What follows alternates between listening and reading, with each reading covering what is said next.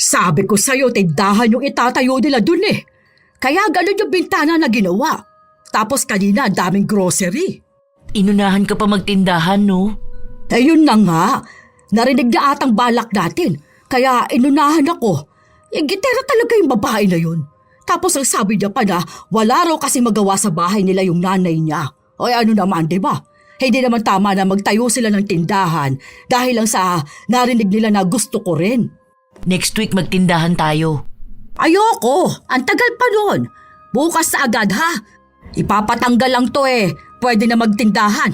Yung grocery na lang ang kulang. Baka next week pa. Ang tagal naman na nun. Ang dami na kayang bumibili sa tindahan nila. Ay dapat mas marami bumili sa atin. Hindi pwede yun na sila lang ang may kumikitang kabuhayan. Dapat meron sa atin. Tapos mas maganda. Mas marami dapat ang tinda natin ha. Tapos mas mura para sa atin na bibili yung mga tao. Mauuna naman tayong madaanan eh kesa sa kanila. Tsaka ako naman eh nandito lang palagi sa bahay para makatulong din ako sa'yo. Kapag malaki ng benta ng tindahan, malamang yan lalago din tong atin. O tapos sila na yung malulugi at magsasarado. Minsan, ang taong hindi masaya sa buhay mo ay mismong kapitbahay mo. Lalo na kung laging nakakakita ng kung anong bago sa'yo, yun din ang gusto nilang makuha. Ganon si Maris. Lahat ng meron sa iba, dapat meron din sila kahit na hindi na nila kaya. Sa ganitong pag-uugali, lahat ay may kapalit. Ano kaya ang nararapat na parusa para sa inggitera na kapitbahay? Kanina, nakita ko may bagong post si Josephine. Nasa dagat sila. Pagdagat na rin tayo. Oo, sige, sa birthday ni Jenny. Sige, gusto ko yung meron din tayong, ano ang tawag doon? Yung sumakay sila sa banana. Banana boat yun, ma. Nakita ko nga post nila nun eh. Ang yabang pa nila, no? Akala ata nila eh, sila lang ang may kayang gawin yun.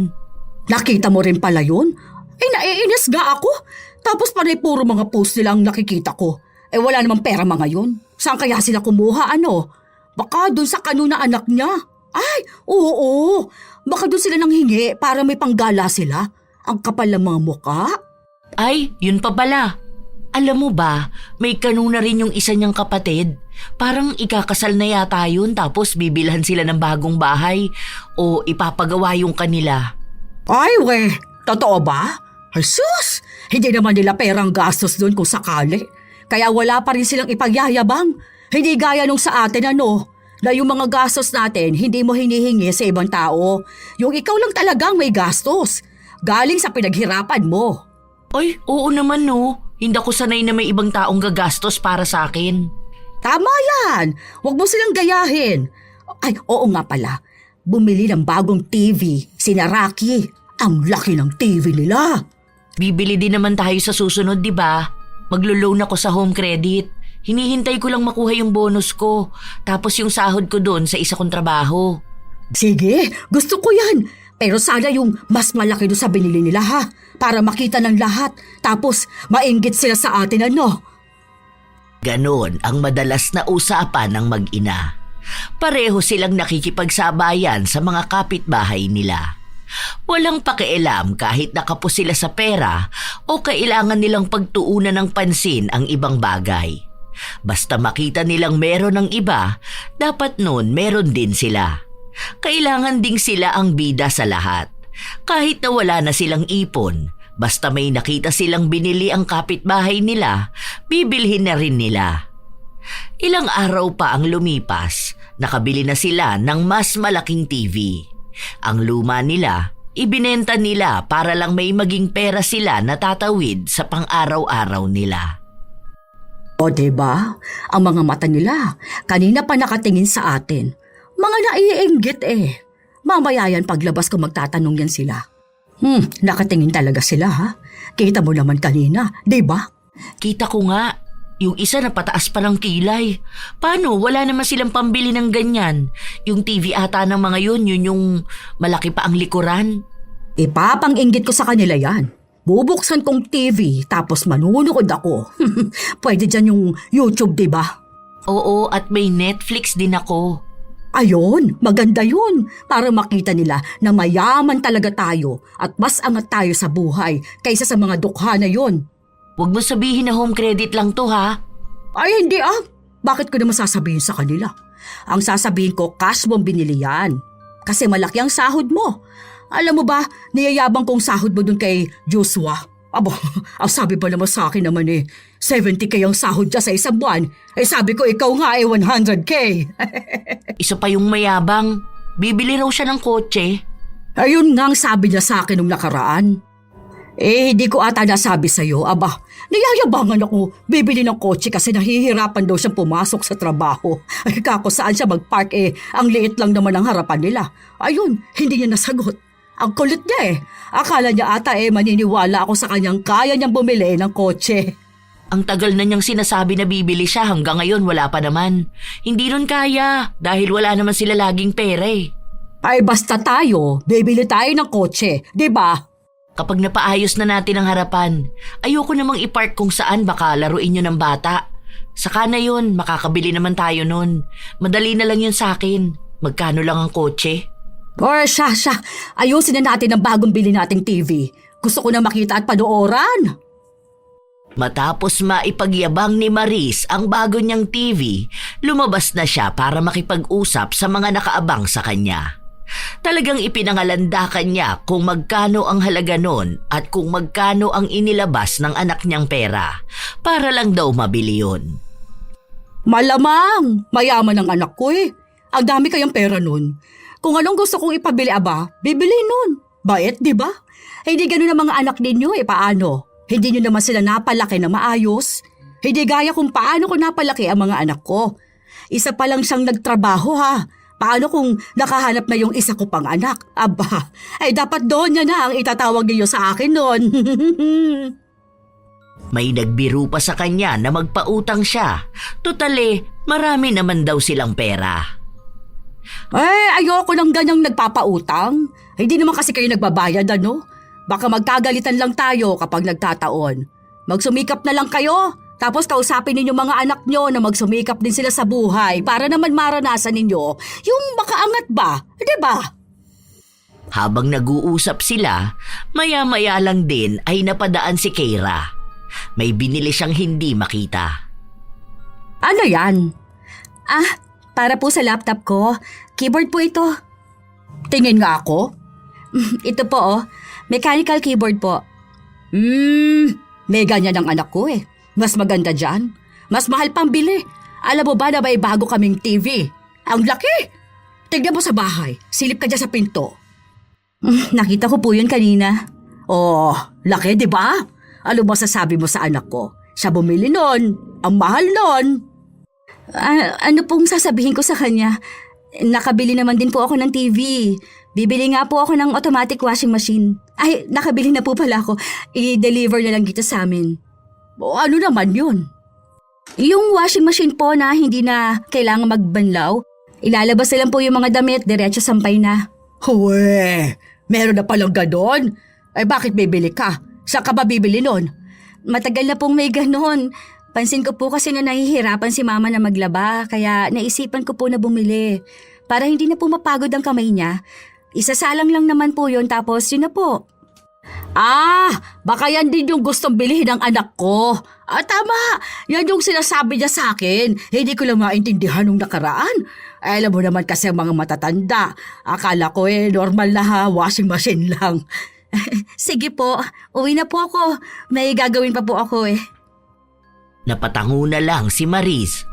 Nung umuwi siya, agad niya ring sinabi sa kanyang anak kung ano ang napag-usapan nila ng kanilang kapitbahay. Yon ang sabi niya, para daw sa mama niya. Sus, imposible na makabili yun sila, ma.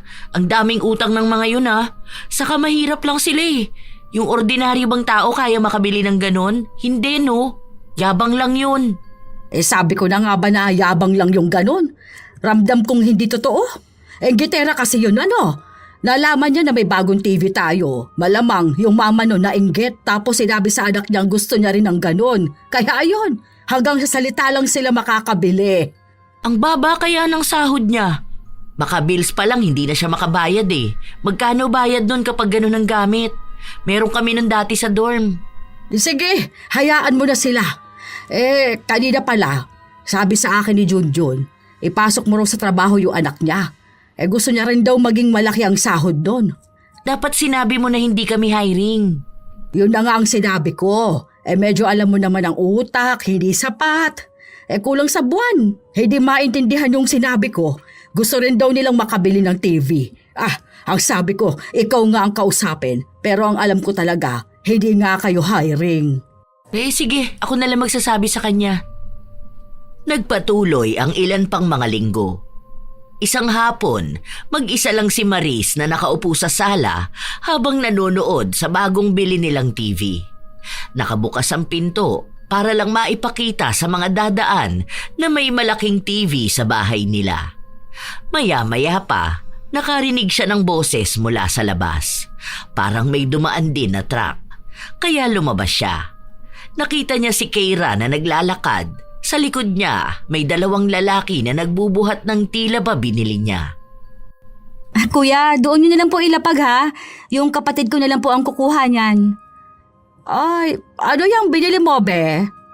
Automatic washing machine po. Paano ka na ba nakabili dyan? Magkano ba yan? Mura lang po. Mga nasa 15K lang po bili ko dyan. Hulugan yan? Sa home credit ba? Hindi po. Cash po yan. Ay, nakabili ka ng ganyan ng cash. Ang galing mo naman pala. Paano yun nangyari? May trabaho po ako, kaya po ako nakabili. Ay, ganun ba? Ngumiti si Maris, pero sa kalooban niya ay naiinggit na siya. Hindi na siya makapaghintay na umuwi ang kanyang anak para masabi na may binili nga ang bago nilang kapitbahay. Nung kinagabihan, doon na muling nag-usap ang mag-ina. 15K nga raw ang bilin niya. Hindi ako naniniwala na kaya niya yun ng cash, no? Baka kamo, home credit lang yun pero ayaw niya lang sabihin ng totoo. Sus, magkano ba naman ang sahod niya? Saka nag-aaral pa yung kapatid niya, di ba? Alam mo, pansin ko na parang ang bilis nilang umangat sa buhay.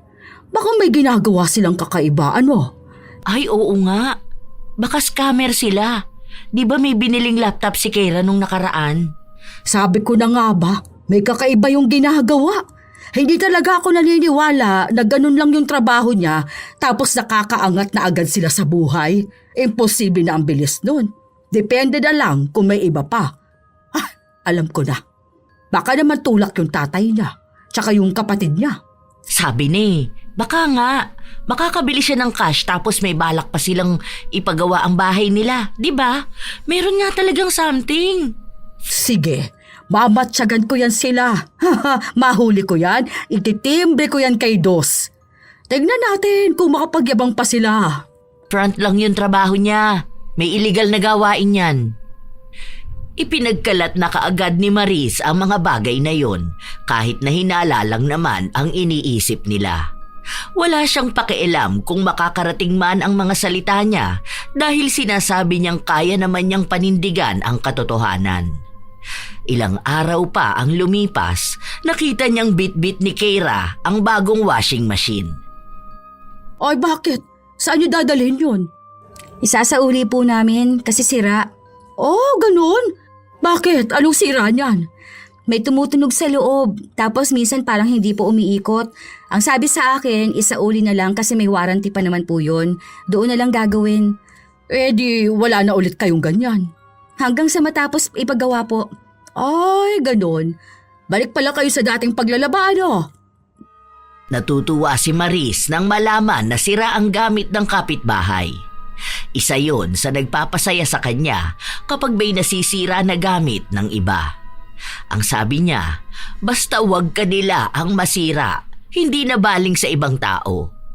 Kinagabihan, sinabi na naman niya kay Hera ang nabalitaan niya.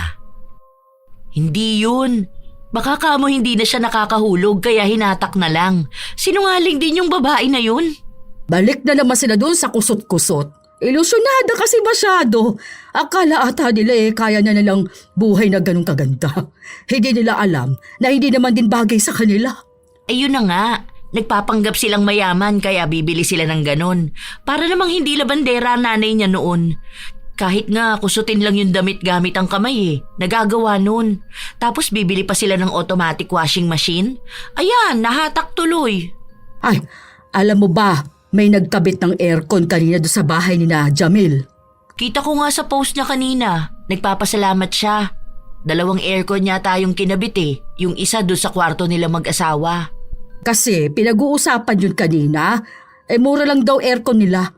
Tapos sabi ko, paano naman sa bills? Mura lang daw yung nabili nila. Hindi ko naman alam kung totoo nga yun. Bili rin ba tayo? Saan natin ipapalagay? Kahit sa kwarto na lang siguro, no?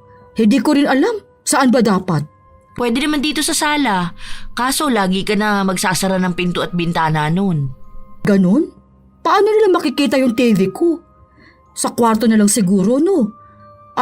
Pwede naman banda rito. Para kapag nakabukas ang pinto, makikita nila na may aircon tayo. Tapos bibihira ako lang bubuksan. Kumbaga, kapag magbubukas ako, doon na lang ako tatambay sa kwarto. 2 rin papakabit natin? Sige, sakto lang yan. Kasi nga magtatag-init na rin. Grabe pa naman ang init sa panahon ngayon. Ay sige, bili ka ng aircon ha. Oo, ako nang bahala. Sa susunod na linggo bibili ako 2. May bago na namang ipagyayabang si Maris. Nung dumating na ang aircon na bili nila, ikinabit na rin agad yun. Sakto naman na dumaan ang ina ni Keira kasama ang dalaga. Napahinto pa sila sa tapat ng bahay ni na Maris. Bili ng anak ko, cash yan. Sakto po yan para naman hindi mainit. Malapit pa naman na po ang summer. Oo, yun nga ang sabi sa akin ng anak ko Sabi niya, para hindi ako mainitan. Alam mo naman kapag tumatanda na, hindi pwede na masyadong mainit na panahon. Yung mama mo, hindi mo ba bibilihan ng aircon? Bibilhan po. Pinapaayos ko lang po yung kabilang kwarto. Doon po ilalagay. Wala po kasing kisame. Ay, talaga ba bibili rin kayo? Nakita mo kasi sa amin ano? Bago pa po kayo bumili, naisip ko na po yun. Bale, ang problema lang po talaga yung sa kisame namin. Tsaka marami na pong may aircon ngayon dahil nga po sa init ng panahon. Kasi dito sa atin hindi naman lahat merong aircon. Yung iba nga nagtitiis sa init. Saan ka naman kukuha ng pera pambili ng aircon? Baka naman makikabit kayo ng kuryente kapag naputulan kayo. May trabaho po ako. Tsaka mag-work from home na po kasi ako. Kailangan ko na pong magkaroon ng aircon sa bahay para makapagtrabaho ako ng maayos. 1 month na lang po papayagan na akong magtrabaho sa bahay. Talaga ba? Yung anak ko ayaw mag-work from home. Hindi siya pinapayagan kasi kailangan siya sa office nila. TL kasi yon. Malaki sahod nun. Kaya alam ko kaya niyang bilhan ako ng mga ganito. Ito, payo ko lang sa'yo Kapag hindi mo naman kaya ang isang bagay, huwag mong ipilit na bilhin. Sino po bang nagsabi na pinilit ko lang pong bilhin? Kailangan po sa bahay at kaya ko naman po. Kasing laki ba ng sahod mo sahod ng anak ko? Kailangan po ba kasing laki ng sahod ng anak mo para makabili ng gamit? Para naman malaman lang kung kaya mo ba talaga. Ba kasi kapag bumili ka dahil sa inggit, yun lang naman ang ano ko. Kailangan ko pang ayusin yung bago naming aircon. Sige, papasok na ako sa bahay naming may aircon. Bakas ang pang-aasar ni Maris na para bang pinagyayabang niyang sila lang ang may kakayahan na magkaroon ng ganong buhay. Nagkaroon din ng aircon sina Keira, kaya agad na inisip ni Maris na naiinggit nga ang kapitbahay nila. Minsan pa, walang pasok ang anak niya. Nakita nilang dumaan si Keira. Papasok na yun doon sa trabaho niya. Mag-work from home na raw siya. Doon na yan sa bahay nila mag-scam. Nagpa-aircon pala talaga sila, no? Akala ko biro lang yun. Inggit nga kasi. Ano ba namang nagagawa ng inggit, di ba? Gusto niya kung anong meron tayo, dapat meron din sila. Pero halata naman kasing hindi nila kaya. Kapit na naman sila doon sa illegal nilang gawain. Alam mo ba ito? Napansin ko to nung nakaraan. Di ba? Yung kapatid niya. Si Jairus, ay aba. Kung alam mo lang, nakita ko yun nung madaling araw, umuwi. Mukhang nagbenta nga. Tapos nung nagsimba kami, anong oras pa lang nung naabutan kong nakatambay na doon sa bahay ni Badong. Alam nating lahat na tulak ang animal na yon. Ibig sabihin, tulak yun si Jairus. Halata naman, Saka gumagamit din yun sila. Tingnan mo yung mata ni Keira, ang lalim. Baka nga yung work na sinabi niya ibang work yun. Baka nagbebenta na yun siya ng katawan niya. Isa rin yan sa naiisip ko. Ayaw niyang sabihin anong trabaho niya, di ba?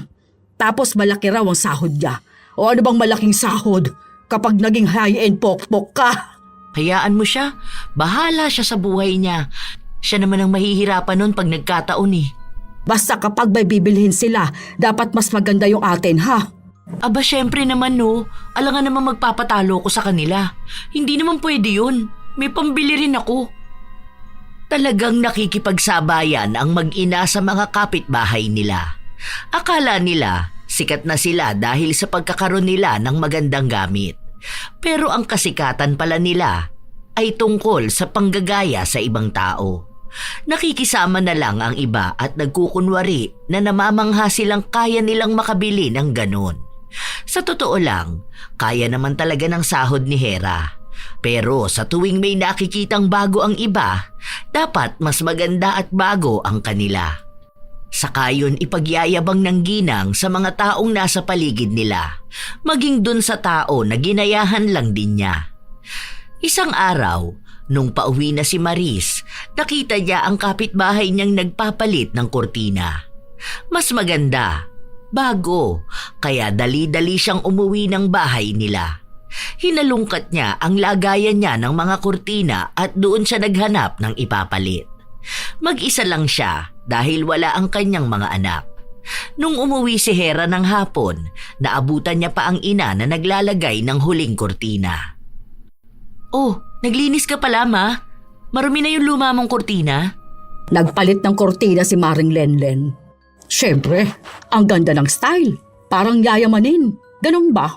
Kaya ang ginawa ko, ayun, naghalungkat ako. Mas maganda naman tong sa atin. Kasi padala to ng tita mo galing ibang bansa. Ay yung kanila malamang, binili lang yun sa baklaran. Itong akin, imported. Ah, oo nga. Napansin ko kanina dumaan ako. Ang nipis naman ng kurtina niya. Oo, ang pangit, di ba? Kapag nakita niya tong akin, malalaman niya kung ano mas magandang kortina. Hindi naman nila kayang bumili ng ganito. Mahal kaya to. Kapag gusto nila ng ganito, sa ibang bansa sila bumili. Paano naman sila bibili? Ni wala nga silang pambili ng pagkain. Ay, di ba? Yun na nga. Hayaan na nga natin sila.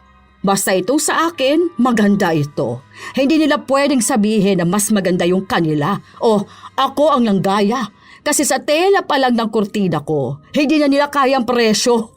Teka nga, magluluto na ako. At nang makakain na tayo. Sa labas tayo kakain, Ma. Ha? Bakit? Sweldo mo ba? Anong okasyon? Nakita ko sina Tito Joey kumain sila ng samgyup. Gusto ko tayo rin. Hindi naman pwede na sila lang yung ganun, di ba? Panay sila post sa Facebook. Chat mo sila. Sabihin mo pumunta sila doon sa kakainan natin. Pauwi naman na sina Jenny. Ay, ayun pala yung nakita ko kanina. Hindi ko masyado napagtuunan ng pansin kasi abala ko sa paglalagay ng kurtina. Mamaya ko palang sanang babalikan para makita. Buti na lang nakita mo. Sige. Gusto ko rin yan. Mag-ano tayo? Ano bang tawag doon? Shabu-shabu! Yung may sabaw! Akong bahala. Doon tayo kakain sa mas masarap at sa mas mahal. Dapat mas mainggit sila sa kung anong meron tayo. Parehas talaga ang kaisipan ng mag-ina. Ang dalawang kapatid lang ni Hera ang naiiba. Sila na mismo ang nagsasabi sa ina at sa kanilang ate na wag na silang makipagsabayan sa mga nakikita nila sa ibang tao. Sila lang kasi ang nakakapansin ng pagiging inggitera ng dalawa at naririnig din nila sa mga kapitbahay nila ang tungkol doon. Sila na mismo ang nahihiya. Pero ayaw naman silang pakinggan, lalo pa at ang lahat naman ng pera na ginagastos nila ay galing kay Hera. Basta gusto ni Hera, gagawin niya. Basta magpapataas ng tingin niya sa kanyang sarili o kaya ang magpapalamang sa kanya ng higit sa kanino man. Ilang linggo pa ang lumipas. Kapag meron ang kapitbahay, dapat meron din sila. Isang araw, nasa palengke si Maris. Nakita niyang bumili ng ilang kilong baboy si Keira. Anong gagawin mo dyan? Dami mo naman binili. Maghahanda po kasi kami bukas, birthday ni Mama. Ay, ganun ba? Ang konti naman pala niyan. Ako bibili rin ako kasi maghahanda rin ako bukas. May ka-birthday po pala si Mama sa inyo? Ay, hindi. Normal na araw lang. Bakit pa po kayo bibili ng ilang kilong baboy at lulutuin kung normal na araw lang po? Wala lang. Kasi kaya naman namin tong ganito. Tsaka, naghahanda talaga kami kahit walang may birthday sa amin. Ganun talaga kami. Tsaka araw-araw naman dapat nagse-celebrate, di ba? Para kasi magpapakain po kayo ng isang barangay. Malamang kapag naghahanda nagbibigay sa kapitbahay, di ba? Hindi naman kami madamot, kaya nagbibigay ako. Yun ang dahilan kaya ang dami kong pinagbibili. Bakit pa ba ako pinakikialaman? Hindi naman po sa pinakikialaman ko kayo. Nagtatanong lang naman ako. Ganun na rin yun. Baka naiinggit ka lang kasi mas marami yung binili ko.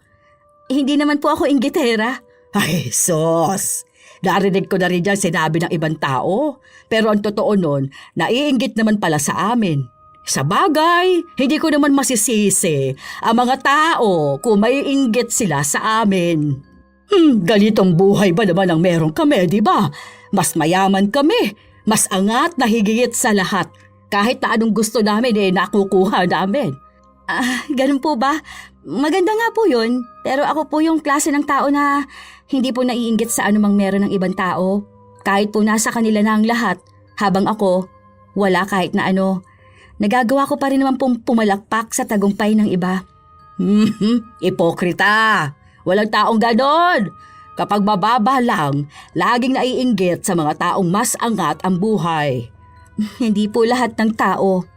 Nagpanggap ka pa talaga. Hindi po ako nagpapanggap. Totoo po yun. Sige, sabi mo Hindi ko naman mapapalabas ang totoo kahit na gusto ko. Yun ang pinapalabas mo sa ibang tao kahit na ang totoo nun inggit ka talaga. Alam niyo po, hindi po lahat ng tao naiinggit sa ginagawa ninyo. May mga tao pong masaya ang buhay kahit na wala sa kanilang lahat. Tanggapin niyo rin pong hindi kayo ang angat sa sinuman. Dahil marami po na meron ng ibang tao na wala rin kayo. Kaya sana po iwasan niyo yung pagkumpara ng meron kayo sa meron sa iba. Huwag mo nga akong pagsasabihan ng ganyan. Dahil mas matanda ako sa'yo. Mas mayaman kami. Mas may alam kami sa buhay.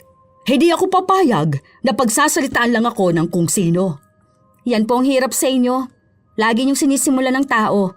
Pero kapag kayo naman po ang binalikan, wala na po kayong ibang ginawa kundi ang magpa-victim. Hay, makauwi na nga.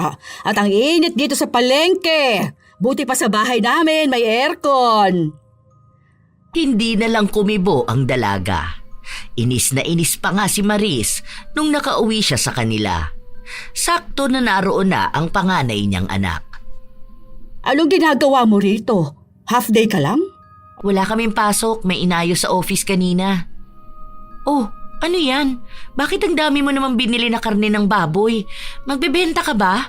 Nakasale ba yan ngayon? Hindi. May handaan kasi bukas kina Kera. Birthday ng mama niya. Nakasabay ko siyang bumili. Ayun, dinamihan ko na lang din ang bili ko. Magluluto na nga lang ako para may handaan din tayo. Maghihintay pa ako ng bigay sa kanila. Birthday pala. Sige, okay lang yan. Dapat bumili ka ng pampansit. Meron pa naman dyan. Tsaka kumpleto naman na to. Pwede rin akong bumili bukas ng umaga. Total, maaga naman nagbubukas dyan sa tindahan. Doon na lang ako bibili ng ibang tinda. May nakalimutan nga akong bilhin Paano? Nainis ako doon kay Keira. Halata naman na naiinggit siya. Bakit? Ano ba napag-usapan niyo? Sabi niya na hindi naman daw ako nakakainggit. Naniwala ka naman doon? Dakilang inggitera yung pamilya nun. Ayun na nga. Kaya umalis na rin ako dahil nakakapikon siya. Pinaglalaban niya talaga na hindi siya naiinggit sa atin. Paano? Napahiya ata siyang mas marami pa yung binili kong karne kanina kaysa doon sa binili niya. Tingnan mo bukas yan mas marami pa ang ihahanda ko. May pasok ka ba bukas? Wala. Mga 2 araw kaming walang pasok. Ayun, sakto. Magpatugtog din tayo. Arkila tayo ng videoke, no? Dapat yung mas malakas kaysa sa kanila. Sige, gusto ko na rin magkakanta. Nagkasundo ang mag-ina ng gagawin nila kinabukasan. At yun nga ang nangyari. Maaga pa lang ay gumising na sila para magluto. Nag-argila rin sila at kumanta. Inimbitahan nila ang iba pa nilang mga kapitbahay para lang magpunta sa kanila, kaysa sa bahay ng may kaarawan. Wala naman silang ibang narinig mula sa pamilya ni Keira, hanggang sa natapos na lang ang araw. Para bang sila ang mas masaya. Kinabukasan lang din nun, napansin ni Maris na parang may handaan sa kabilang bahay. Oh, bakit? May birthday ulit sa inyo? Ngayon po kami nag-celebrate kasi nasa trabaho ako kahapon. Bakit ngayon? Bakit hindi mo nalang hinabol kahapon? Nagpapapansin ka ba? Ano naman po ang ipapapansin ko sa inyo? Wala naman po akong ginagawa. Tsaka may handaan naman po kayo kahapon eh. Kaya naisip ko rin na ngayon na lang namin gawin para makapagbigay rin sa mga kapitbahay. Kung kahapon po kasi, baka masayang ang ibang pagkain na niluto ninyo at lulutuin din po namin. Sus! Gusto mo lang magpapansin sa ibang tao para lang sabihin nila na kaya ninyo maghanda. Ano po ba talaga ang problema nyo? Sa amin po ba kayo galit? O ano po ba? Ako? May problema sa inyo? Wala naman. Baka kabok kayo ang inggit sa amin. Lagi nyo nilang po yung sinasabi sa akin. Sa totoo naman po na wala naman pong naiinggit sa inyo. Oh, talaga ba? Ilang beses na po nating napag-usapan yun. Sige nga po, magtanong po kayo sa mga kapitbahay natin kung may pakialam sila sa inyo. Wala naman po. Kayo lang po ang nag-iisip nun dahil akala nyo po kayo na ang pinakamagaling sa lahat. Hindi nyo alam na may kanya-kanyang buhay ang mga tao. Oh, share mo lang. Tingnan nyo po, hindi rin naman kayo makausap ng maayos. Dahil inggitera ka. Nakita mo lang na meron kami, gusto mo na meron na rin kayo. Ayoko na po sanang makasama ng loob ninyo pero kayo po kasi talaga ang inggitera sa totoo lang. Hoy! Anong inggitera ang pinagsasabi mo? Hindi gano'n ang ugali ko, ano? Bastos naman parang pagsabihan ako ng ganito. Huh, kapal na mukha mo ah. Naninira ka. Hindi po yun paninira. Nagsasabi po ako ng totoo. Bakit hindi niyo po kausapin ng ilan sa mga kapitbahay natin para malaman ninyo anong tingin nila sa inyo? Yung mga kinakausap ninyong kaibigan nyo, sila mismo ang nagsasabi kung gaano kayo kapapansin at inggitera. Ayoko pong mambasto sa sarili ko, pero kayo po ang namimilit na makapagsalita ako. Ang sabihin mo, bastos ka talaga. Ay sinisiraan mo pang mga kaibigan ko eh. Sila nga itong bumabati sa akin at masaya sa tagumpay ko. Ikaw ang hindi masaya para sa akin. Ano naman pong hindi ko ikasasaya sa inyo? Lahat naman po ng meron kayo, kaya rin po namin. Hindi lang namin ginagawa dahil yung iba, hindi naman po namin kailangan. Ay, ang sabihin mo, wala kayong pambili. Wala naman kayong pere. Mga ambisyosa lang kayo na kaya nyo kuno. Pero ang totoo nun, tulo mga laway ninyo sa pagpantasya sa mga bagay na meron kami. Sige po, kung yan talaga ang gusto ninyong paniwalaan. Mahirap naman po kasi makipaglaban sa isang tao na walang ibang alam gawin kundi ang paniwalaan kung ano lang yung gusto nila. Kung yun po ang tingin ninyo, okay po. Inggit na po kami. Grabe po yung inggit namin. Gusto na po namin magkaroon ng kung anong meron sa inyo. Kaso mahirap lang po kami. Paano po kami makakabili ng ganun? Nakanganga po kami kapag may bagong gamit kayong binili. Nakatunga nga po kami kasi sobrang yaman niyo po. Sobrang nakakainggit. Sana po meron din kaming ganyang buhay sa inyo. Oh, kita mo na? Ay namin mo rin. Nainggit ka sa amin, di ba? Opo, ito na nga po yun oh. Inamin ko na nga po. Hindi naman kasi kayo magkakaroon ng lahat ng meron kami, ha? Dahil wala naman kayong mataas na sahod gaya ng sa anak ko. Mainggit na lang kayo habang buhay. Nakakalungkot naman po yun. Bakit po hindi kami pwedeng magkaroon ng ganong sahod? Pangarap ko pa naman yun. Dahil wala kang alam sa buhay. Ay, ano ba itong ginagawa ko? Bakit ba inaaksi akong oras ko sa pakikipag-usap sa'yo, ha? Ay, makaalis na nga. Ano ba yan? Inis na inis si Maris dahil nga may handaan sa kabilang bahay. May narinig pa siya na ang sarap nga raw ng lutong ulam ni Keira. Mas malinamnam nga raw at mas malambot ang karne. Ayaw pa naman sa lahat ni Maris na naririnig ang ganong bagay dahil iniisip niyang mas angat ang iba kapag pinupuri sila. Dapat siya lang ang pupuriin. Anong masarap doon? Di wala nga akong malasahan. Tapos ang liliit pa ng hiwa ng mga karne. Kita mo naman bigay ko kahapon, di ba? Ang lalaki ng hiwa nun. Hindi tinipid. Dahil kilala na siya ng mga kapitbahay nila, sumang-ayon na lang ito sa kanya. Kapag kasi kinontra siya, malamang ay magtatalo lang sila. Umiiwas na lang talaga sa gulo ang mga kapitbahay nila. Ilang linggo pa ang lumipas, kay Keira madalas na nakatuon ng pansin si Maris. Lalo na at mukhang umaangat sila sa buhay. Isang araw, pansin niyang nagbukas ng tindahan ang kapitbahay nila. Sabi ko sa'yo, tindahan yung itatayo nila. Sabi ko sa'yo, tindahan yung itatayo nila dun eh. Kaya ganun yung bintana na ginawa. Tapos kanina, ang dami grocery. Inunahan ka pa magtindahan, no? Eh yun na nga. Narinig niya atang balak natin. Kaya inunahan ako. Enggitera talaga yung babae na yun. Tapos ang sabi niya pa daw, wala raw kasing magawa sa bahay nila yung nanay niya. Ano naman, diba? Hindi naman tama na magtayo sila ng tindahan dahil lang sa narinig nila na gusto ko rin. Next week magtindahan tayo. Ayoko! Tagal pa nun. Bukas na agad ha. Ayusin ko yung bintana. Papatanggal lang to pwede na magtindahan. Yung grocery na lang ang kulang. Bakit next week pa? Ang tagal naman na nun. Ang dami na kayang bumibili sa tindahan nila. Dapat mas maraming bumili sa atin. Hindi pwede yung sila ang may kumikitang kabuhayan. Dapat meron sa atin. Tapos mas maganda. Mas marami dapat ang tinda natin ha. Tapos mas mura para sa atin na bibili yung mga tao. Mauuna naman tayong madaanan kesa sa kanila. Tsaka nandito lang din ako sa bahay para makatulong din ako sa'yo. Kapag malaki na yung benta ng tindahan, ay malamang yan lalago din tong atin. O tapos sila na yung malulugi at magsasarado. Sige, bukas. Kaso hapon pa kasi mag-undertime na lang ako. Kahit na ako na lang ang bumili, bigyan mo na lang ako ng pera. O sige, mamaya na kapag nag-withdraw ko. Sige, gusto ko na rin kasi magkaroon ng tindahan noon pa, di ba? Tapos inunahan pa talaga ako. Nagpaplano pa lang tayo eh. Inamin pa naman niya sa akin na naiinggit sila sa atin. Sino nagsabi? Ayun, si Keira.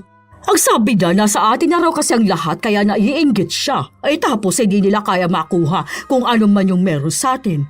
Kaya ayan, inunahan na lang tayo. Tapos sasabihin niya na, ako yung gaya-gaya? Hayaan mo sila. Ang liit naman ng tindahan nila eh. Anong kita nila doon? Piso-piso lang. Tama ka dyan, anak.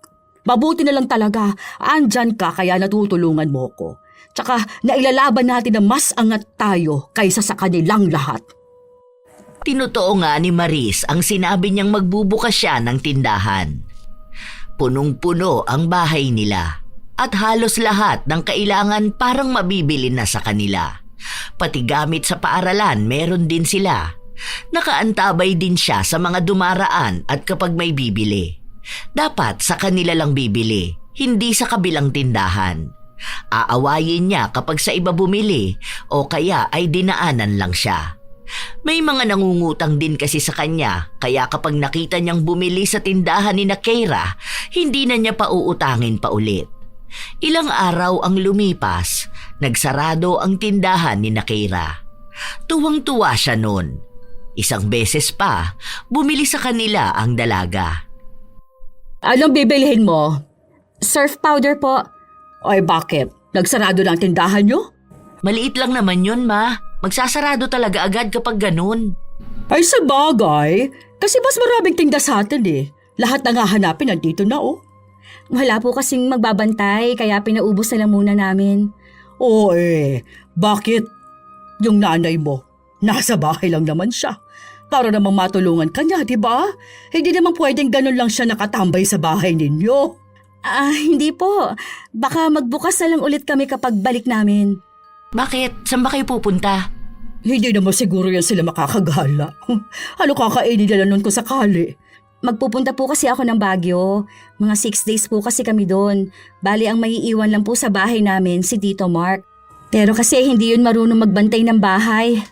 Totoo ba? Napupunta kayo ng Baguio? Opo. Doon na po kasi ako magbe-birthday din. May pera kayong pampunta ron? Ang mahal ng gastos nun kung buong pamilya kayo. Kaya naman namin yun. We, may pera kayong ganon? Meron naman te. Hindi naman siguro kami gagala kung wala kaming pera, di ba? Hindi kami sanay gumastos lalo na kung labas na sa budget namin. Tsaka halos 1 taon na rin naman namin itong pinag-ipunan. Sapat na yon. Tsaka magtitipid din kami. Oh, ganun ba? Kailan naman kayo aalis? Kami rin magbabagyo eh. Di ba anak? Oo, pero bukas pa yun. Baka magkita-kita pa pala tayo doon. Sa susunod na araw po kami. Kasi may pasok pa ako sa trabaho. Baka nga magkita pa tayo doon. Malawak yung pasyalan doon. Gaano ba kayo katagal? 1 week din. Iniisip pa nga namin kung susundan na agad namin ng papuntang Ilocos. Kaya naman namin yung ganun. Kaso may pasok kasi yung mga bata. Nasabi ko na yun sa kanila. Di ba 2 weeks silang walang pasok? Ako naman pwede ako mag-work kahit saan. May on-site at work from home naman akong trabaho. Okay nga yun malamig dun sa Baguio. Nakapunta na ba kayo sa Baguio, Keira? First time pa lang po. Kami kasi di ba ilang beses na kami nakapunta dun eh. Ang lamig dun sobra. Kaya kung ako sa inyo, kung lamigin kayo, magdala na agad kayo ng makakapal na jacket. Baka naman magsando pa kayo dun ha, 'di ba? Alam naman po namin. Nakapag-research naman po ako. Ayun! Kami kasi halos taon-taon nagpupunta sa ganun. Lalo na minsan kapag gusto lang namin. Ganun ba? Itong anak ko kasi, ang dami nitong pera. Kaya kapag naiisipang mamasyal sa kung saan-saan na lang, gagawin na namin. Kaya nga po nagsusumikap ako magtrabaho para kapag may pera na ako, pupunta kaming ibang bansa. Ay, ako rin! Ganyan yung balak namin. Planado na yon, Ma. Kukuha ka na lang ng passport mo. Oh, nakaplano na pala yun. Makikita mo na kaming nasa ibang bansa nun. Hayaan mo, bibigyan kita ng ref magnet. Ay, teka, gumagana pa bang ref nyo? Baka naman wala kang paglagyan ng ref magnet na ireregalo ko sa'yo. Meron naman po. Bali gumagana pa naman po yung ref namin. Gumagana pa naman? Ibig sabihin, pwedeng masira na rin agad? Ay baka nga. Kasi sobrang luma na nun, di ba? Yun pa yung ref nung unang panahon na ang kapal maglabas ng yelo sa freezer. Yung sa atin walang ganun, di ba? Oo, maganda yung sa atin Mahal ang bili ko doon. Baka po pwedeng makuha ko na po yung binibili ko. Ay, ano ulit yon? Surf powder po. Ay, wala na pala. Ubus na. Napailing na lang si Keira. Ang tagal niyang nakipag-usap, wala naman pala siyang napala. Nung kinagabihan na, biglang nag-empake ang buong pamilya ni Maris. Nagtaka pa nga ang mga kapatid ni Hera pero sinabi lang niyang gagala sila. Mabuti na lang at wala na nga talagang pasok ang mga yon. Nagpunta sila ng Baguio pero natapos na ang 1 linggo, hindi naman nila nakita si Keira. Kahit na ang post nila na nasa Baguio sila. Kaya nung nakauwi na sila, kinausap ni Maris ang kapitbahay. Hindi po kami natuloy. Hindi na lang daw po kami gagala, sabi ni Mama. Sa susunod na lang daw po. Nung ginawa nyo naman doon sa pera nyo? Kung hindi naman pala kayo gagala, baka wala naman talaga kayong pera. Kami kasi 1 linggo talaga kaming nasa Baguio. Ang sayang nga Nakita mo ba mga post ng anak ko? Dami nun, kung saan-saan kami nagpunta. Hindi ko na lang po ginamit pang gala namin. Dahil nasira na yung ref namin, binili ko na lang po ng bago. May bago kayong ref? Opo, yung 2-door. Ano bang tawag doon? Inverter side-by-side. Ano yun? Halika po, tingnan po ninyo sa bahay. Ayan, silipin po ninyo. Para siyang aparador. Ang laki naman yan. Yung kabilang side po, freezer po. Malaki yon. Magkano naman ang bili nyo dyan? Hindi ko na po sasabihin. Ayoko naman pong ipagyabang yung presyo niyang bili kong bagong ref Pero dyan ko po ginastos yung dapat na pang bagyo namin. Bumili rin ako nung pwedeng paglagyan ng benta naming frozen goods. Yan ba? Yung pang ice cream? Opo, kasi balak nga rin po naming magbenta ng ice cream. Nagmamadaling umuwi si Maris sa kanilang bahay. Naroon ang kanyang anak, natutulog. Pero nung dumating siya, nagising ito dahil sa ingay ng kanyang paglalakad. Ano nangyayari? Bakit nagmamadali ka na naman, Ma? Alam mo ba, may bago silang rep. Sina Keira. Pagkano kaya yung ganun Mahal siguro yun. Paano kaya sila nakabili ng ganun? Nakakabahala talaga yung kabuhayan nila. Hindi mo alam kung saan ba nanggagaling? Anong ref ba? Mura lang yung mga second hand. Ganon lang naman binibili nila. Hindi bago talaga. Nakita ko pa yung karton sa bahay. Ang laki ng ref nila. Tapos dalawa yung pinto. Dalawa naman talaga yun. Hindi yung ganyan sa atin na sa taas tapos sa baba. Sa kanila yung parang sa aparador, ganon. Tapos ang laki ng freezer. Ganda talaga, mamahalin. Meron pa sila nung ref ng yung sa ice cream, alam mo yun, lagayan ata ng frozen foods nila. Nakabili agad sila ng ganon? Ang mahal na mga yun Saan naman galing pera nila? Duda ako na galing lahat yun sa ipon. Hindi kayang basta mag-ipon ng ganong kadali. Ano ba naman yun? Hindi ko alam Ang laki ng ref nila. Dapat mas malaki ang ref natin sa kanila Mamaya tingnan ko yung binili nila. Hindi ko alam kung yun ba yung nakita ko noon sa mall. Basta yung ganito bubuksan kapag dalawang kamay. Oo, yun nga yung nakita ko. Mahal yun Saan naman kaya siya kumuha ng pera? Sa illegal nilang negosyo? Di ba sila natuloy sa Baguio? Hindi raw. Ayun na lang daw binili nila kaysa gumala. Hindi pwede yun na mas maganda yung kanila. Bumili talaga sila nung wala tayo? Ano yun, tinago nila sa atin yung binili nila? Parang ganun na nga. Kaya pala yung mga kapitbahay natin siya yung kausap. Siguro parang pinapalabas niyang mas mayaman siya sa atin. Na baka sinasabi niyang hindi natin kayang bumili nung meron sila. Ang galing naman niya kung yun ang pinapakalat niya. Mas kaya ko naman bumili nun kaysa sa kanya, no? Ang dami kong credit card, no? Ang laki rin ng sahod ko. Kung saan lang naman nila kinukuha yung pera nila. Gusto ko ng mas magandang ref kaysa sa kanila. Mabibilhan mo ba ako nun? Tingnan ko muna sa mall ko anong mas maganda. Gaano kalaki yung kanila? Bibili ako nung mas malaki pa. Paano yung isang ref? Tingnan ko muna kung saan mo gagamitin yun.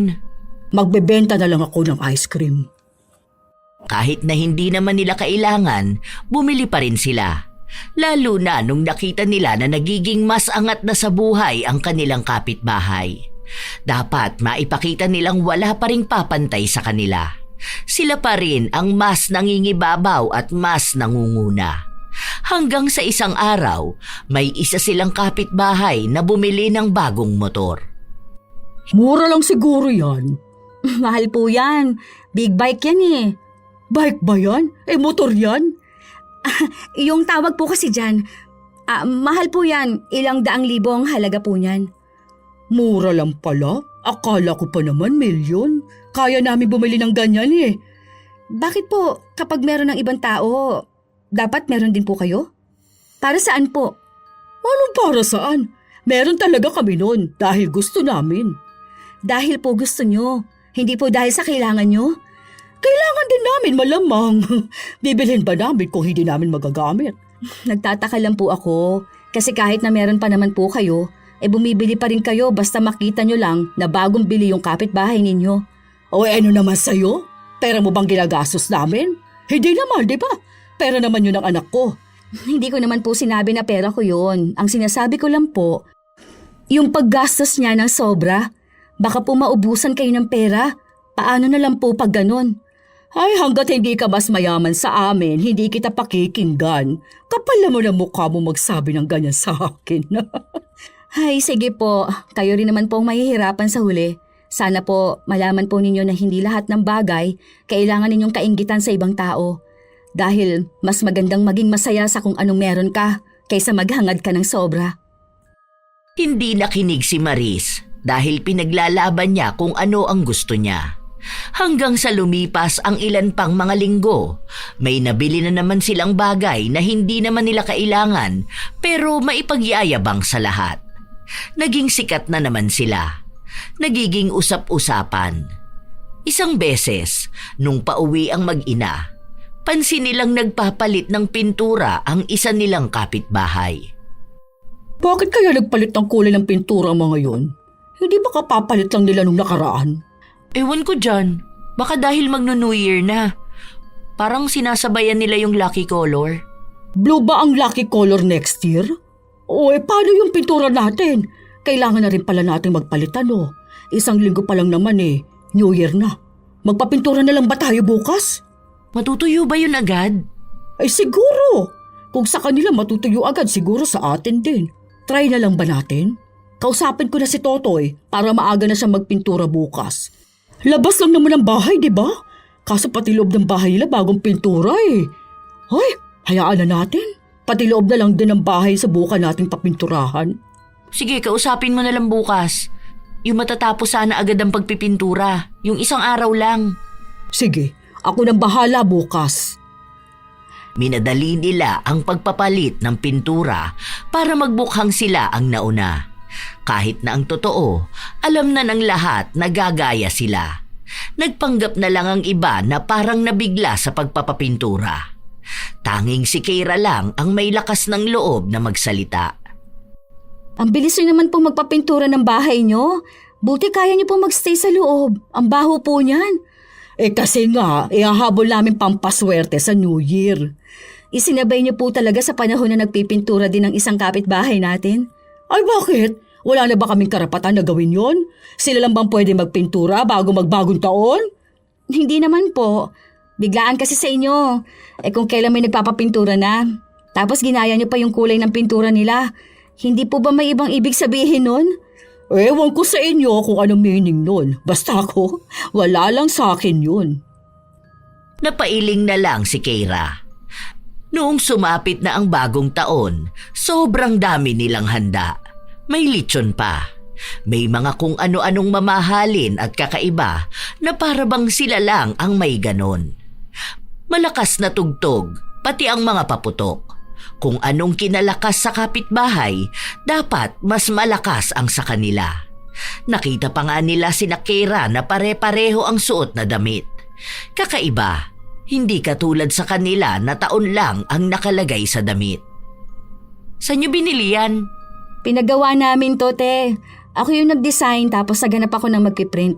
Ganda, di ba? Ayaw ko kasi nung nabibili lang or na-order. Kasi pwedeng may kaparehas kami eh. Tsaka yung taon lang na nakalagay sa t-shirt. Para kung sakali, pwede bang masuot sa susunod na taon. Hindi naman maganda yung ganyan. Maganda naman po. Sabi nga ng mga kapitbahay natin na ang gandang araw po. Nagtatanong din sila kung saan namin binili. Tapos namangha sila nung nalaman nila na ako lang po yung nag-design. Sige po Happy New Year. Sana po magbago na tayong lahat. May pinupunto sa mga salita na yon si Keira. Pero hindi na lang pinansin ng mag-ina. Dahil pareho silang nakatingin sa kakaibang disenyo ng damit. Mukhang kahit na umabot na ng 1 linggo, hindi pa rin nakakalimutan ng mag-ina ang nangyari. Paggawa din tayo ng ganung damit. Hindi kasi natin nakita agad. Hindi natin naisipan na ganun, ano? Ang papansin naman nila. Tinago siguro nila yon kasi akala nila gagayahin natin. Hindi naman tayo gagaya sa kanila. Ang gusto lang natin yung kakaibang damit. Yun na nga ang sabi ko. Pagawa na lang tayo ng ganun. Kahit na hindi naman New Year, pwede tayo magsuot ng ganun eh. Tama ka dyan. Hindi nila pwedeng sabihin na inggit tayo kasi tapos na ang New Year, di ba? Nakapagpagawa nga sila ng sarili nilang damit at disenyo na laging ipinagyayabang ni Maris. Pero walang gaanong pumapansin dahil parang ordinaryo at normal lang naman yun. Isang araw, habang nagwawalis ng tapat ng bahay si Maris, napansin niyang may nagkakagulo sa kapitbahay nila. Dahil gusto niyang malaman, nagpunta siya roon. Anong nangyayari? Sinabi ng isa na may albularyo sa loob ng bahay ng kapitbahay nila. Albularyo? Bakit? Anong meron? Para saan daw ba? May nanuno ba? Sinagot sa kanya na nakulam daw yon at nilalabanan ng albularyo. Simula nung araw na yon at gumaling ang kapitbahay, bigla na lang siyang naging sikat sa kanilang lugar. Laging napag-uusapan, laging may nagtatanong. Kahit na 1 linggo na ang lumipas, para bang sariwa ang mga pangyayari. Kahit na anong pagpapapansin ni Maris, tila ba hindi siya pinapansin. Naiinis naman talaga ako. Bakit? Anong meron? Paulit-ulit yung kwentuhan ng mga kapitbahay natin. Sikat na sikat sa kanila yung nakulam. Para mga ewan. May bago tayong biling sofa, hindi nila pinapansin. Akala mo artista yung nakulam. Kahit na alam naman nila na kwento tanong sila ng tanong. Naririnig ko nga. Hanggang doon nga sa kabilang barangay yan din ang pinag-uusapan. May nakasakay pa nga ako sa jeep. Natatakot din daw sila na minsan daw hindi alam ng isang tao na nakukulam sila, ganun. Ewan ko, hindi rin naman ako naniniwala sa kulam na ganyan. May totoo naman yung kulam. Kasi noon sa amin, may ganyan din mga kwento. Pero hindi naman yung umaabot ng ganyang katagal, ha? Baka papansin lang din, sumasabay siya sa kasikatan. Minsan lang kasi pag-usapan. Sige ma, alis na muna ako. Magkikita kami ng mga kaibigan ko eh. Bukas na ako uuwi. Laging may mga tao na nagtitipon at ang kapitbahay ang pinag-uusapan nila. Kaya ang nangyayari, nawawala siya sa paningin ng iba. At iyon ang ayaw niyang mangyari. Kaya ang ginawa niya, sa sobrang inggit sa atensyon ng iba, kumausap siya ng isang tao na pwedeng magpakulam sa kanya. Wala siyang pakialam kung may masamang mangyayari sa kanya, basta maging sikat lang siya sa iba. Mabilis lang din naman yung nangyari. Gumising na lang siya isang beses na may tumubong malaking bukol sa kanyang kabilang mata. Dahil doon, naging sikat siya sa lugar nila. Okay lang po ba kayo? Bakit hindi niyo po yan ipa-check up? Nakulam ako. Hindi naman to kaya ng simpleng check-up lang. Nakulam? Hindi naman po totoo yung kulam. Ano yan? Nakulam ang kapitbahay natin. Nakulam na rin kayo? Kakaiba naman ata yun. O hindi ba pwedeng nakulam din ako? Huwag niyo pong sabihin na pati ang kulam na nagpapasakit sa isang tao, kaya inggitan mo rin. Kakaiba naman na yon. Ay, wag mo nga, ang sakit, aray ko. Ay, Hala, namumulay ang bukol nyo. Parang may dilaw din sa gitna. Parang nana po. Hindi ba yan puputok? aray, ang sakit, aray ko. Malakas ang boses ni Maris para lang iparinig sa mga kapitbahay nilang may masakit nga sa kanya. Nakuha niya ang atensyon ng lahat. Nakuha niya ang kagustuhan niyang maging sikat sa sakit niya. Kapalit naman nun ay ang tila ba walang hanggan na sakit na dulot ng kulam. Isang beses pa, hindi siya makatayo dahil nga sakit na sakit siya. Hindi na rin nakapasok ang kanyang anak sa trabaho. Tara na kasi sa ospital, ma. Bakit ba ayaw mo sumama sa akin? Tawag na ako ng ambulansya. Wag, hindi to magagamot sa ospital. Bakit naman? Nakulam kasi ako. Aray, ay grabe. Sobrang sakit nito kapag kumikirot siya na parang tumitibok-tibok. Aray, ang sakit talaga. Ha? Anong kulam? Bakit ka naman makukulam? Sino naman ang gagawa nun sa'yo? Ay, tawag ka ng albularyo na. Aray ko, ayoko na. Hindi ko na to kaya. Napahiyaw si Maris sa sobrang sakit ng nararamdaman niya. Hindi na niya kinakaya dahil para na siyang mamamatay. Pero mukhang ang isa sa iniisip niya ay tungkol pa rin sa magiging usap-usapan ng iba. Gusto niyang makita ng ibang tao kung paano siya gagamutin ng albularyo. Para kung gagaling siya, magiging laman na rin siya ng usapan ng iba. Magiging mas matagal ang atensyon sa kanya ng ibang tao. Yun naman talaga ang hangad niya, kaya nga siya nagpakulam. Maya-maya pa, dumating ang albularyo na pinahanap niya sa anak. Bukas ang bahay nila. Nasa sala sila. Ang daming taong nakikinood. Ang daming tao na nagbubulungan. Aray ko Kapit po. ka lang, ma. Sakit Andito naman na yung albularyo. Parang awa mo na pagalingin mo ako. Hindi ko kayang sakit. Ayoko ng ganito. Gumawa ng paraan ang albularyo kung paano siya kokonekta sa mangkukulam o sa taong gumawa nun. Nangyari ngang nakausap niya ang mangkukulam. Doon inamin na hindi naman siya galit at wala naman siyang ibang gustong mangyari. Inutusan at binayaran lang siya ni Maris para lang ipakulam siya. Naiinggit daw kasi ito sa nangyari sa kapitbahay nila na nakulam. Napapailing na lang ang albularyo. Hindi niya ginamot si Maris dahil ayaw niya sa lahat ay ang ganong klase ng kaso pagdating sa pagpapakulam. Ngayon lang din siya nakakita ng taong naiinggit sa kulam at nag-utos ng iba para ipakulam siya. Umalis ang albularyo nang hindi man lang sila hinintay na magpaliwanag. Dahil sa nalaman na yon, mas naging maugong ang pangalan ni Maris, lalo na ang pagiging inggitera niya. Paano na kaya to, anak? Anong gagawin ko? Paano na ako gagaling nito? Aray! Hindi ko rin alam, Ma. Naghahanap pa ako ng iba pang albularyo. Bakit mo naman kasi ginawa yan? Paano? Walang pumapansin sa akin. Grabe, ayoko na ng ganito. Hindi ko naman alam na magiging ganito kasakit eh. Grabe, parang sugat na kumikiro tapos parang paputok ang bukol. Aray ko. O ito, may nakausap na ako. Kaso siya ang pupunta rito sa bahay. Baka to, kaya ka na niyang magamot. Sana nga. Kaso next week pa siya pwede. Ang layo niya kasi. Sana mabilis siyang makarating dito.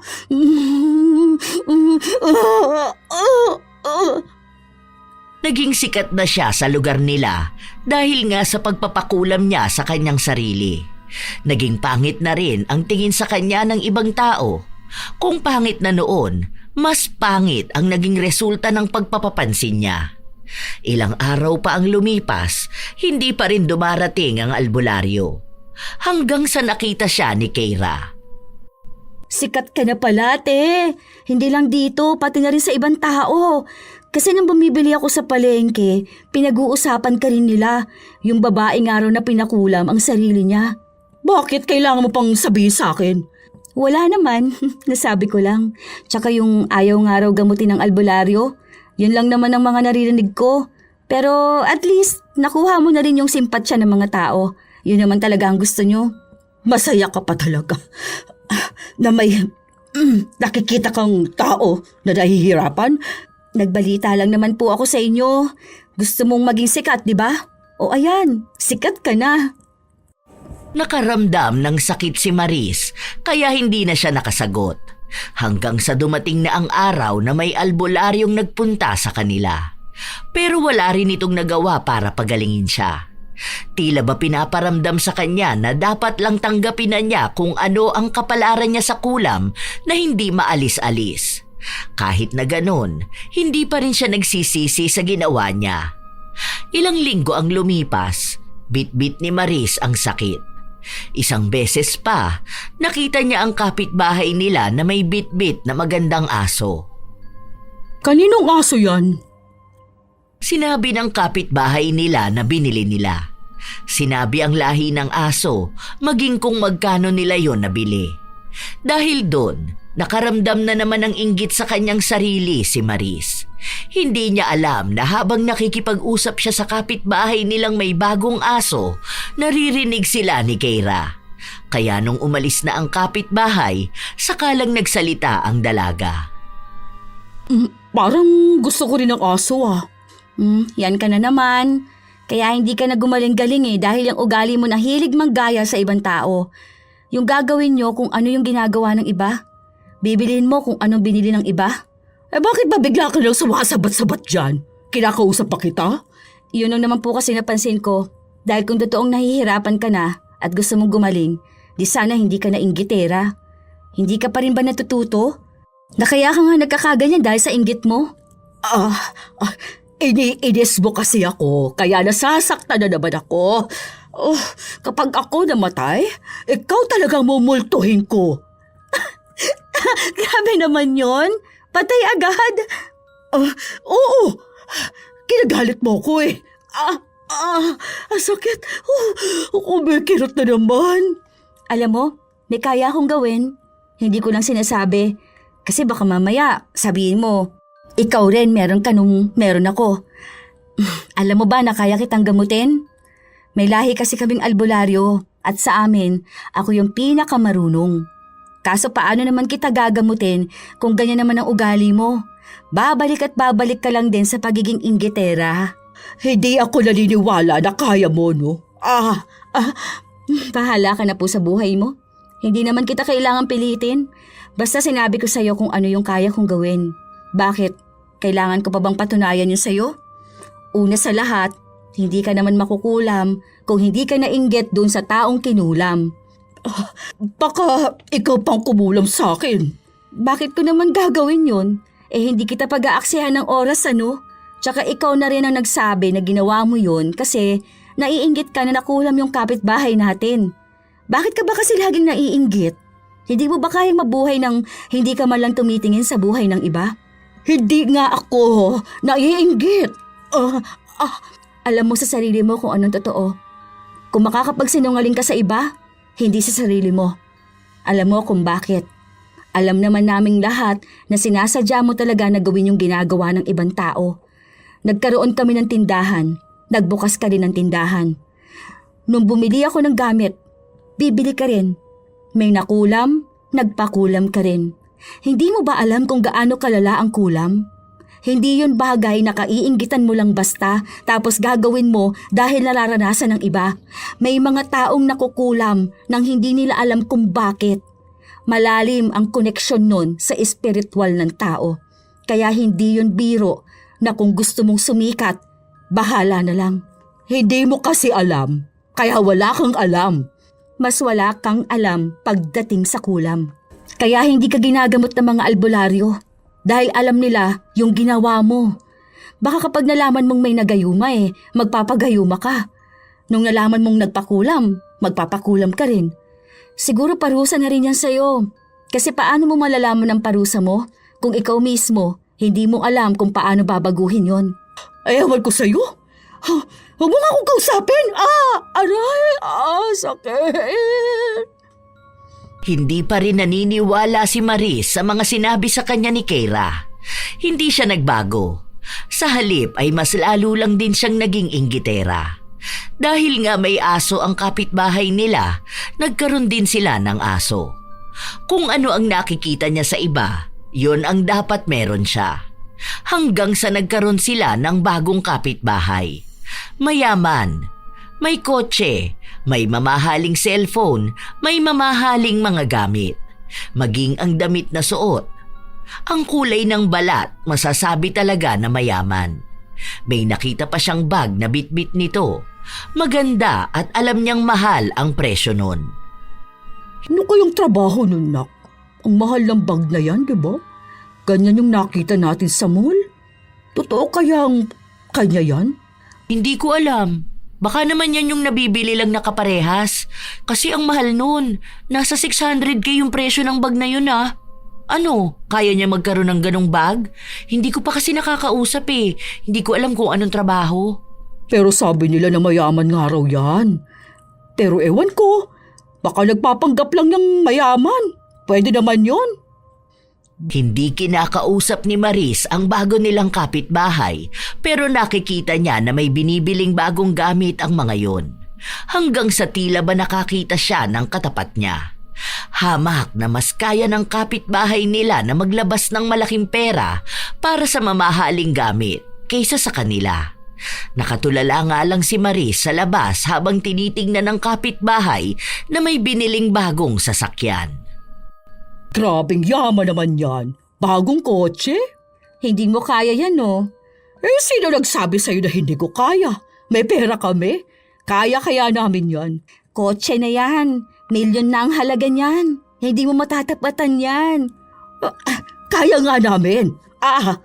Sakit. Tignan mo. Magpapabili ako sa anak ko. Baka maingkit ka lang sa amin. Hindi naman uso sa akin ang inggit Hindi ko pa naman kayang bumili ng kotse sa panahon ngayon. Siguro sa mga susunod kaya na namin. Magpapabili ako kay Hera. Alam niyo po kung ano mas maganda? Yung gamutin niyo po muna ang sarili ninyo bago kayo maghangad ng bagay na meron ng iba. Ayun pong bukol niyo, mas lalong lumaki. Hindi niyo na pinapagaling. Sa bagay, mas malala naman ang inggit. Kasi yun, wala talagang makakapagpagaling doon. Hindi yun nagagamot ng doktor o kaya ng albularyo. Aray, sakit! Kumikirot na naman itong bukol ko. Magkukulam ka talaga. Gumagamot po ako ng kulam. Hindi ako mangkukulam. Ay, alam niyo na ba kung anong trabaho niyang bagong kapitbahay natin? Kung bakit ang yaman nila? Mukha ba may pakialam ako sa kanila? Aray. Kahit po hindi ninyo sabihin, alam kong meron. Abogado po yung babae, tapos yung lalaki naman may-ari ng isang negosyo. Hindi ko lang alam kung anong negosyo yun, pero parang pagawaan ng mga sapatos. Ganun. Tapos yung anak nilang panganay, may negosyo rin. Tapos mayaman na sila noon pa man. Kasi may namana sila sa mga magulang nila. Kaya kahit na anong gusto nila, talaga mabibili nila. May pera sila eh. Hindi lang luho. Jesus! Kaya rin namin yung ganun Hindi lang kami makabili ng kotse agad. Dahil sino magmamaneho, di ba? Hindi naman pwedeng ako dahil may sakit ako tsaka matanda na ako. Tanggapin nyo na lang po ang katotohanan na may taong mas mayaman kaysa sa inyo. Yung taong kayang bumili ng bagay ng walang kahirap-hirap. Kung sa kanila kayo makikipagtapatan, naku po, ubos po ang pera nyo. Sa kanila kasi barya pa lang ang nababawas. Ay baka kayo, yung todo yung hirap. Barya lang ng anak ko. Kinumusta nyo na po ba ang pera ng anak nyo? Baka po hindi nyo alam ha, na malaki na po ang utang niya. Natanong niyo po ba siya kung may emergency funds kayo? Kasi paano kung kinailangan nyo ng pera? May mailalabas po ba siya? May magagamit kayo? Kasi hindi nyo pwedeng ibenta ng kaparehas sa presyong gamit ninyo. Ang mangyayari niyan, mababa ang bili. Lugi kayo. Tapos ang taas pa naman ang pride nyo. Iisipin ninyong napahiya kayo kapag naibenta ang gamit ninyo. Wala akong pakialam sa'yo. Dahil alam ko maraming pera ang anak ko. Kung anong meron sa amin, yon ang kinikita niya at sobra pa. Kaya huwag kang papansin. Ang sa akin lang, concern ako sa anak ninyo. Panay ba naman kasi oo sa mga gusto nyo eh. Tapos sa mangyayari nun, mahihirapan siya magbayad. Pero kayo, bahala kayo. Kasi hindi naman kayo nakikinig sa sinasabi ng ibang tao. Kahit sana concern lang sa anak mo. Walang naging kibo si Maris. Lagi-lagi ring sumasakit ang bukol niya. Ilang albularyo na ang nakausap ng anak niya pero wala pa rin kayang gumamot sa kanya. Hanggang sa nagpabili siya ng kung ano dahil nakita niyang meron nun ang kapitbahay nilang mayaman. Gusto ko ng ganung bag. Ang ganda. Nakita ko talaga yung kulay niya. Naku, ganun yung paborito ko. Hindi ko na kaya bumili, Ma. Ha? Ay bakit naman? May pera ka, di ba? Bala ko sana magpa-check up eh. Parang may problema yata ako sa dugo ko. Kaso ang mahal ng magagastos ko pag nagkataon. Wala na akong pera. Naubos ko na nung nakaraan na bumili tayo ng bagong kama. Paano wala ka ng pera? Marami kang pera, di ba? Malaki ang sweldo mo, yung credit card mo. O dami na. Bili mo ko. Gusto ko meron din ako eh. Pero yung mas maganda, kasi nakikita siya ng mga kapitbahay natin. Puro sila namamangha sa kanya. Alam ko naman na kaya natin yun. Tapos may nagbibenta pala ng barbecue dyan sa labas. Magbenta rin tayo. Kasi laki ng kita nila. Uso pa naman yun ngayon. Tapos may balot din. Hindi ko na po talaga kaya, Ma. Baka nga tama si Keira. Nagpapanggap lang ako na kaya ko pa. Nag-usap kayo ng babae na yun? Ano namang sinabi niya sa'yo? Bakit pa nakikinig ka sa ibang tao? Dapat hindi. Gayahin mo ako. Alam ng lahat na hindi ko pakikinggan ang sasabihin nila na mas sikat ako sa kanilang lahat. Hindi naman po yun ganon, Ma. Bigla lang din naming napag-usapan. Tapos may sinabi siya sa akin na bigla ko ring napagtanto nitong mga nakaraan. Lalo na yung tungkol sa pera. Ayoko mabaon sa utang dahil lang sa luho at inggit. Tama nga siya na ang dami kong perang sinayang dahil lang sa gusto kong meron din tayo nung meron sa iba. Buti na lang yung mga kapatid ko hindi nagmana sa ating dalawa. Kasi kawawa ang pamilya natin kung lahat tayo ganito. Ano bang pinagsasabi mo? Wala namang mali sa ginagawa natin. Ang gusto lang naman natin, yung hindi tayo nalalamangan, di ba? Yun nga po ang mali. Ayaw nating nalalamangan tayo ng ibang tao. Na dapat hindi naman po ganun. Kasi paano na lang kung makatapat tayo ng isang taong meron talaga ng higit sa atin? Di tapatan natin. Kaya naman natin eh. Hindi po ganun, Ma. Napagtanto kong mali yun. Hindi tayo pwedeng tumapat sa iba lalo na kung angat talaga sila. Kasi mauubos tayo. Ni wala po akong ipon. Tapos ang dami mo pang gustong gawin. Stress na nga ako na hindi kita mapagamot eh. Sana po matutunan mo rin kung ano yung natutunan ko. Okay lang yan. Sa una ka lang dan yan. Nagpapa-apekto ka kasi sa sinasabi sa ng Keira na yun. Kapag nawala na sa utak mo mga sinasabi niya sa'yo, malalaman mong tama pa rin ako at yung mga ginagawa natin. Kaya kung gusto mo ng negosyo, magluto na rin tayo ng barbecue. Kaya ko pa naman. Minsan hindi na sumasakit tong bukol ko. Itong buwisit na bukol na to. May nagbebenta na po nun. Huwag na natin kalabanin. Kapitbahay lang po natin, oh. Kahit na, lakas kaya ng benta. Ano, sila lang bang dapat kumita ng kabuhayan? Sa palengke nga tabi-tabi nagtitinda, di ba? Oh, bakit sa negosyo rito sa atin hindi pwede? Kaso nagnenegosyo ka lang naman po pag gusto mo. Kapag may kalaban ka o nakita ka sa ibang tao, hindi po yung negosyo na gusto mo dahil gusto mo po akong tulungan. Hindi naman sa gano'n. Aray, sakit! Ito na naman, aray ko! Ang sabi sa akin ni Keira, marunong daw siya manggamot. Kaso kaya niya lang yun kapag nakita niya nagbabago ka. Konektado rin daw kasi yun sa kalooban mo, sa ugali mo, sa energy mo. Tutulong lang siyang gumaling ka pero ikaw mismo ang magpapagaling sa sarili mo. Kahit na mismong anak niya ay hindi niya pinakikinggan. Dahil para sa kanya, mas alam niya ang kanyang ginagawa. Hindi lang yun basta bunga ng inggit, kundi parte ng pagkatao niyang dapat mas nakakaangat siya sa iba. Hanggang sa lumipas ang ilan pang araw, kumupit siya ng pera ng anak para lang bumili ng mamahaling bag. Pinakita niya sa lahat na kahit na may sakit siya, kaya niya pa ring mabigyan ng magandang bagay ang sarili niya. Para panlaban niya na rin sa kapitbahay nilang may bagong bag. Ngunit sa ginawa niya, hindi nakapunta ng ospital si Hera. Hindi niya nagawa ang gamutan para sa sakit niya. Kaya lumala ito. Nahimatay siya bigla sa pampublikong sasakyan, saka siya dinala sa ospital. Pagpunta ni Marie sa ospital, nalaman niyang may kanser sa dugo ang anak. Maaagapan pa yon kung may tamang gamutan. Pero wala silang pera. Yung huling pera ni Hera, binili pa ng alahas ni Maris para ipangyabang sa kapitbahay nilang may makapal na gintong kwintas. Doon na niya unti-unting nakikita ang pagbabago. Kapag okay na ako bukas, babalik na ako sa trabaho ko. Kailangan natin ng pansustento rito sa bahay. Magtipid na lang siguro muna tayo. Hindi mo naman kaya magtrabaho. Pero kailangan ko. Ano na lang kakainin natin? Paano naman yung mga pangangailangan natin sa bahay? Ang dami nating gastos. Sakayang sa sakit mo. Paano ka naman? Wala, ganun talaga. Hindi naman tayo naghanda eh. Hindi natin inisip yung pwedeng mangyari. Hindi natin pinaghandaan yung buhay na ganito dahil masyado tayong nakatuon sa pakikipagpaligsahan. Ngayon, hindi na natin alam kung paano pa babangon. Magpatuloy na lang tayo sa buhay. Kung makakabawi man tayo, sana nga makabawi pa. Naiiyak na lang si Maris sa mga nangyayari. Hindi niya akalain na aabot sa ganitong punto ang buhay nila. Hindi niya inisip na mismong anak niya ang magsasakripisyo at maghihirap. Ang mga dati nilang pinagyayabang, ibinenta na nila. Ang mga meron sila na akala nila gusto ng ibang tao, wala na. Ubus na.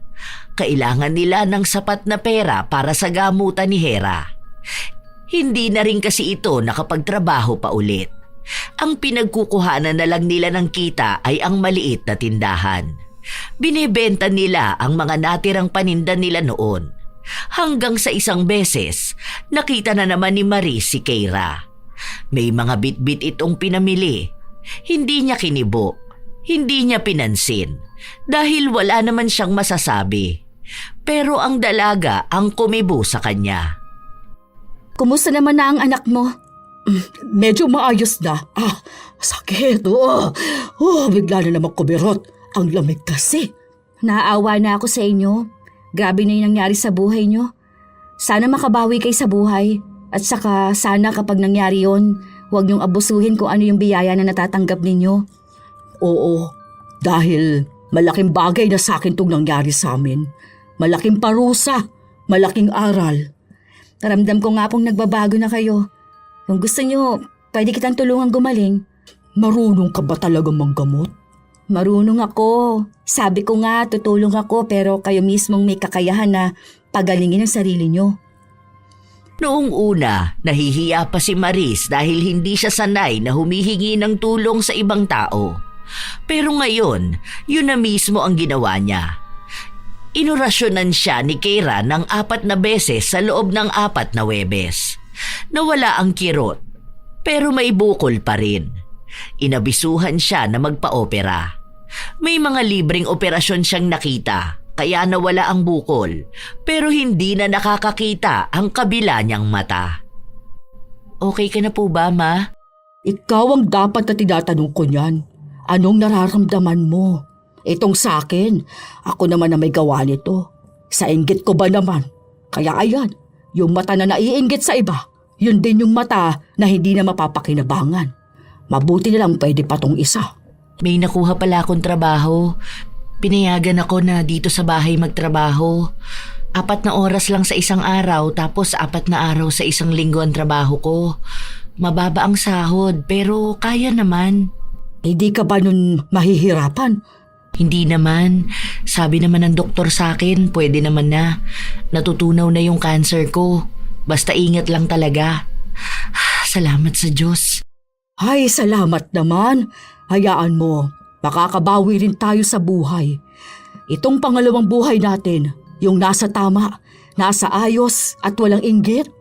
Salamat din talaga kay Keira. Dahil siya yung tumulong sa akin. Kapansin-pansin na talagang nagbago na si Maris at ang kanyang anak. Kahit na may nakikita sila sa ibang tao, hindi na nila iniisip na dapat sila rin ay meron nun.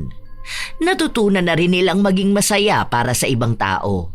Simula nun, kahit paano ay nakakabawi na sila. Nakabili na ulit sila ng mga gamit na nawala sa kanila. Pero ang mga gamit na kailangan lang nila, hindi yung maipagyayabang lang. Naging dahilan din yun para maging kaibigan nila si Keira, na minsan ay tumutulong sa kanila. Nakaaangat sa buhay sina Keira, pero wala silang narinig na pagyayabang. Hanggang sa ngayon, unti-unti pa ring bumabawi ang pamilya ni na Maris. Gumaling na rin si Hera, pero may mga bawal siyang gawin para hindi bumalik ang kanyang sakit. Minsan talaga, may mga taong naiinggit sa tagumpay ng iba, lalo na kung kapitbahay. May mga tahimik lang sa umpisa, pero bawat galaw ng iba ay may puna. Kapag may bagong gamit ang katabi, may biglang paghahambing. Kapag may kaunting ginhawang narating ang iba, may kurot ng sama ng loob. Ang inggitera na kapitbahay ay hindi natutuwa sa progreso ng kapwa dahil sa pakiramdam na sila ay naiiwan. Ang ugat ng inggit ay madalas takot na maiwan at pakiramdam ng kakulangan. Sa halip na tingnan ang sariling kakayahan at posibilidad, mas pinipiling sukatin ang buhay batay sa meron ng iba. Dahil dito, nagiging mabigat ang pakiramdam at ang simpleng pamumuhay ay napupuno ng pagkukumpara.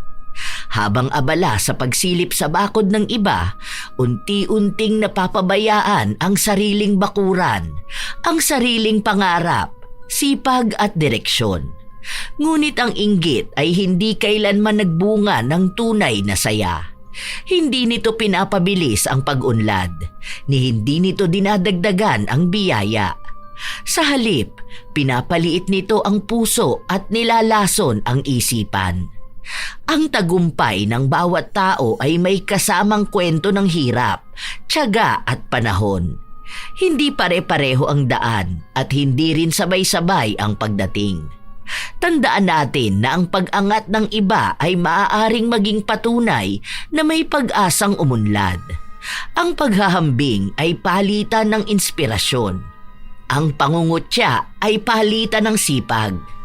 Mas payapa ang buhay kapag marunong tumanggap, maghintay at magsikap.